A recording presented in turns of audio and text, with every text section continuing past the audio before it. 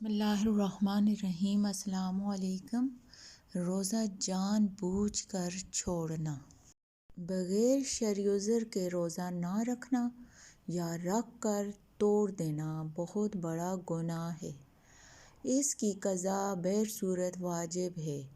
قصداً بلا وجہ روزہ رکھ کر توڑنا اتنا بڑا گناہ ہے کہ بطور کفارہ ایک روزہ کے بدلے میں مسلسل 2 ماہ یعنی 60 دن کے روزے رکھنا ضروری ہے، جیسا کہ حدیث نبوی میں مذکور ہے، جبکہ بلا عذر شرعی رمضان شریف کا ایک روزہ اگر چھوڑ دیا جائے تو یہ بہت بڑے اجر سے محرومی کا باعث ہے، جس کا ازالہ عمر بھر کے روزے بھی نہیں کر سکتے۔